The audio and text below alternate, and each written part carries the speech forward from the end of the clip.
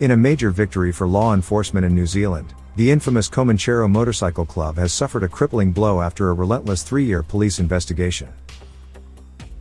Nearly all of its members and associates now face serious criminal charges, unraveling the inner workings of this notorious bikie organization and dismantling its grip on organized crime in the region. This sweeping multi-phase operation uncovered a disturbing array of criminal activities that went far beyond mere street-level crime, including money laundering, large-scale drug trafficking, and even military-style training for club members, designed to fortify their illegal operations. Police Commissioner Andrew Coster revealed that 137 charges have now been laid, targeting 17 high-ranking officials, 10 patched members, and 14 prospects of the notorious club. These charges span serious offenses such as drug manufacturing, firearms offenses, and organized crime participation. This investigation represents the single biggest blow to the Comanchero's operation since Operation Nova in 2019. The 3-year investigation was broken down into several key operations. The first one was Operation Embargo, which uncovered the Comanchero's covert commission scheme, which funneled illegal profits into properties, firearms, and other assets. Nationwide raids resulted in the seizure of drugs, firearms, and 32 club patches, striking a significant blow to their criminal network. Earlier, Operation Scuba exposed complex money laundering activities, with authorities restraining $5.8 million in assets, including luxury properties and vehicles, resulting in 11 people being charged. One of these properties was the club's Southside pad in South Auckland. This included professional facilitators, who did the money laundering for the club. Police also restrained nearly $1 million in cash, a late model Range Rover and 2 high-specification Harley-Davidson motorcycles. Operation Brewer targeted a drug smuggling ring, leading to the capture of 200 kilograms of methamphetamine hidden in farm equipment. Following 6 search warrants were carried out across Auckland, 8 people were charged with a variety of serious drug-related offenses. Lastly, Operation Avon dismantled the Christchurch chapter, with every patched member arrested in coordinated raids across the region, which targeted regular cash and drug runs between Auckland and Christchurch. 70 warrants were carried out across Christchurch, Dunedin, and Auckland. 22 people have been charged with a variety of serious offenses. Police also seized 6.5 kilograms of methamphetamine, 4 firearms, 9 Comanchero patches. Overall, police have seized $9.2 million in assets, 206 kilograms of meth, firearms, and hundreds of thousands in cash, delivering one of the biggest dents the Comanchero Motorcycle Club has ever faced. Police allege that the Comancheros operated as an organized criminal group involved in complex money laundering, drug importation and distribution, and a commission scheme that funded activities such as military-style training for some members. It was also alleged that the club imposed a $5,000 commission on every kilogram sold by their members. A tactic designed to create a steady flow of revenue to fund the organization's activities and maintain its stronghold in the criminal underworld. This commission system, often referred to as a tax, was imposed to ensure that a portion of their profits flowed directly back to the club's leadership. The funds were then used to finance various operations, including paying for legal fees, recruiting new members, and even providing military-style training camps to prepare recruits for the club's more dangerous activities.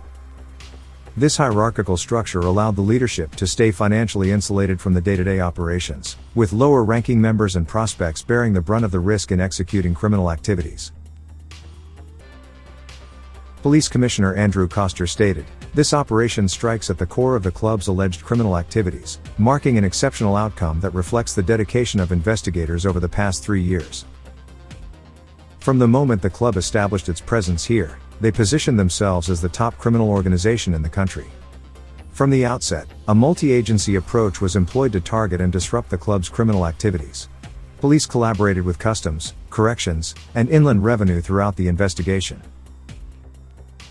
Coster emphasized, "This sends a clear message that there will be a coordinated government response to the criminal activity and the harm organized crime groups continue to inflict on our communities." Police Minister Mark Mitchell congratulated the police on the results of their operation and said it shows how serious the government is about dismantling organized crime. These clubs have used their shiny brand to recruit, while inflicting misery on entire communities through selling drugs, using violence to intimidate, and funding lavish lifestyles with the proceeds, he said in a statement. There is no doubt that this disruption will have a positive impact across the country, while sending a clear message to other criminal organizations that there is zero tolerance for their illegal activities, and with the backing of the coalition government, police are coming after them. However, it will be interesting to see if these extensive efforts will be enough to finally dismantle Comanchero's influence, or if they will regroup and continue their reign in the criminal underworld. Historically, organizations like the Comancheros have proven to be highly resilient, with deeply entrenched networks that allow them to adapt to law enforcement pressure. While the arrests and seizure of assets may have temporarily halted their operations, the question remains whether this will merely be a setback or a fatal blow to the club's criminal empire. It's also important to consider the ripple effects within the broader underworld. With a power vacuum potentially left in the wake of the Comancheros' downfall, rival groups could attempt to assert control over their lucrative drug distribution routes and other illegal enterprises.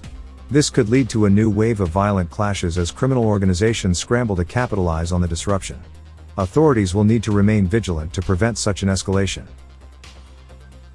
Additionally, the club's international connections might still pose a threat. The Comancheros have ties to transnational crime syndicates, which means their ability to rebuild could be supported by external resources and alliances. Even if the New Zealand chapter is significantly weakened, there's a chance the club could receive backing from overseas counterparts, helping them regain their foothold in the country's criminal landscape. The real test will be in how effectively the government can follow up on this operation. Long-term monitoring, continued collaboration between agencies, and strategic crackdowns on the club's financial resources will be key to ensuring that this operation has lasting impact. If you're looking for more thrilling and edgy bikie updates, don't hesitate, whack that subscribe button, spread and share the video, hit that like button, and drop your thoughts in the comments. And for the true grid Spartans out there, consider sending a super thanks or buy us a coffee to show some love.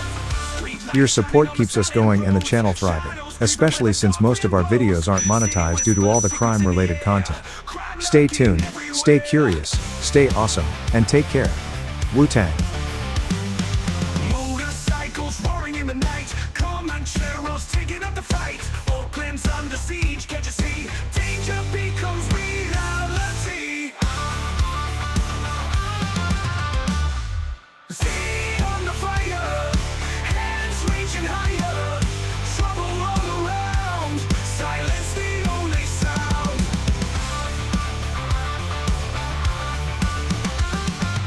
Every alley has a story to tell. In this urban heart of hell, prayers for peace lost in the noise.